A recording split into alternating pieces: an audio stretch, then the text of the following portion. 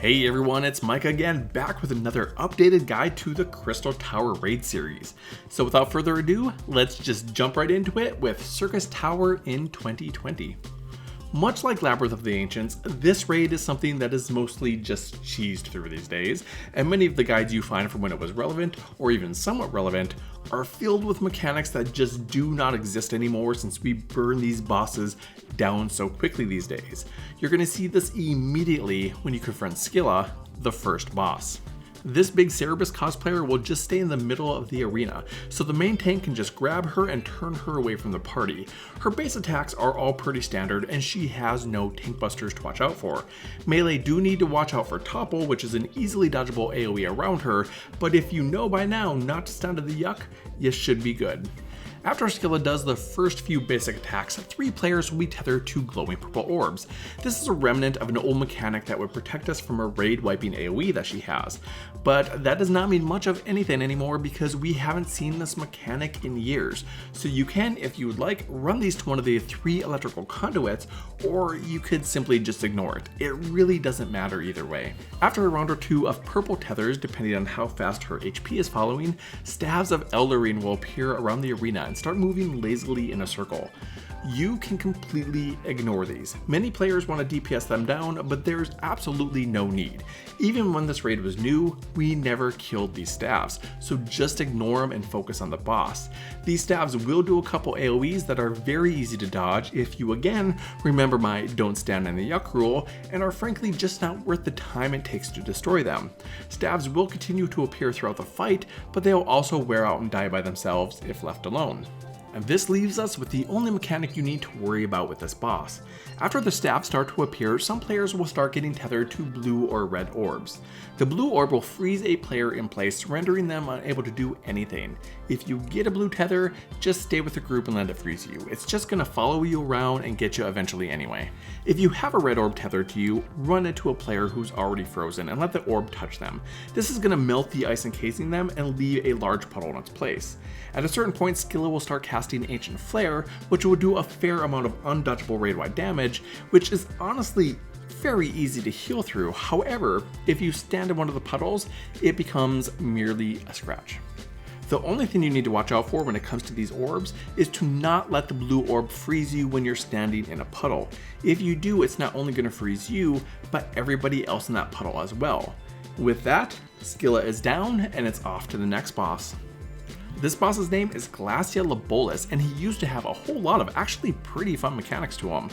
But now is simply one we just kind of burn down with dodging anything that makes yuck on the floor, which mainly consists of these flashy, what I call disco circles, and Vile Utterance, his frontal cone AoE. After we see the disco circles and Vile Utterances cast, clockwork rights are going to appear around the arena surrounded by small electrical circles and tether themselves to the boss. These are again another remnant of a long forgotten mechanic. All they do now is enable the boss to do a raid-wide undodgeable AoE that does minimal damage. If you happen to stand in or run into the circle, the tether will switch, locking you to the clockwork right.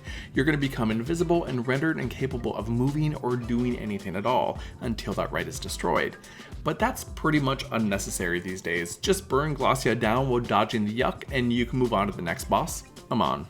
Now Omen is the first boss you're going to encounter in this raid series that actually has mechanics that cannot be cheesed so easily. Don't get me wrong, he's still extremely easy, but you still need to watch out for a few things. When the tank pulls him, it's best to keep him in the center and just turn him away from the party.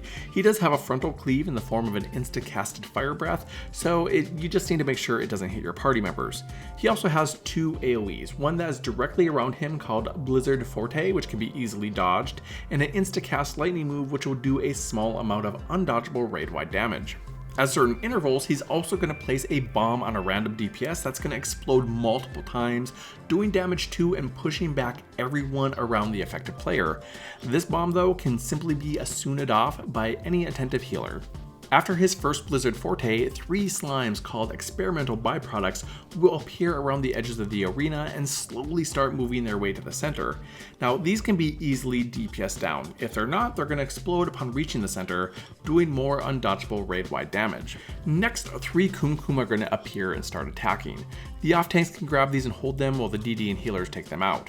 A few seconds after the Kumkum appear, 3 players are going to be tethered to purple orbs, but unlike the Skilla fight, you do not want to ignore these orbs. They are going to shrink down anyone they touch, except Omen of course, which will also reduce the affected player's damage and defense. You can use these on the Kumkum since they do the same thing to them, and kill them even faster if you could. Just be careful, don't hit a teammate with that orb. After these Kumkum go down, they are followed by another round of experimental byproducts, which are followed by another round of Kumkum and more tethers. So if you do not take care of the first round, the arena is going to get kind of full. But again, these go down fairly quick, so don't worry about it, just DPS them. Finally, Omen will transform 3 players into large red toads and target another 3. He's going to freeze the targeted players in blocks of ice while summoning 3 large snakes called Kitchik Nebiks. The players who are turned into toads will have a single attack, which is actually going to do a fair amount of damage to the snakes, but will also break the ice blocks. You need to be careful you do not do this. You need them for Omen's next move. Some players will destroy the ice blocks for laughs, and Omen will freeze more players, but if you continue to break them, you're going to wipe the raid, so it's better just not to. Kill the snakes and then turn your attention back to burning down Omen. Eventually he's going to go to the center of the arena and start casting Curtain Call. When he does this, make sure you place the block of ice between you and him. Anybody not protected by ice will die, which is also why if you keep breaking frozen players out of the ice, you're going to wipe the raid. Now, you just take Omen down and you're almost done. The final boss is Zandy, and he's kind of a pushover. Outside of a couple easily dodgeable AoEs like Knuckle Press, which is immediately around him, and Burning Rave, a frontal cone AoE, as well as an insta-raid wide damage move called Ancient Quake that does, honestly, nearly nothing, he's just gonna focus on the tank. When he falls to around 75% health, these yellow circles with glowing yellow orbs will appear around the arena. These will do raid-wide damage if ignored, so each circle needs to have at least 1 player standing in them to negate this damage. After the first set of yellow circles, Zandy will disappear and go hang out by his throne. From here, he's going to call down 3 Stonefall circles around the edges of the arena and 1 Starfall circle in the middle. DPS these down before they reach the ground to explode, and Zandy will return to the fight. After he reappears, he's going to target 3 players with these large shadowy circles. You want to take these close to the boss so the melee DPS can stand in them but still fight.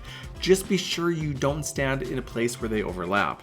Everyone needs to get in these circles. Eventually they're going to erupt and do a set amount of damage that is split between everybody in the circle, making said damage negligible if there's even a handful of people in them, but deadly if you run away and no one else can get on, which happens. If you see someone running away with a circle, just let them go. It's not worth chasing them down, getting on it, and dying too.